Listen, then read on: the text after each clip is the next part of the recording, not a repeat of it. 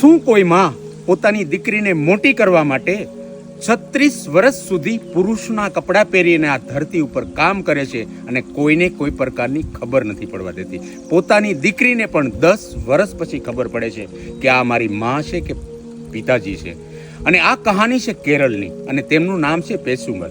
તેમના લગ્ન થયા હોય અને લગ્નના થોડાક જ મહિનાની અંદર તેમના પતિનું મૃત્યુ થાય છે અને પછી ખબર પડે છે કે તેમના પેટની અંદર એક બાળક હોય છે અને થોડાક સમય પછી દીકરીનો જન્મ થાય છે.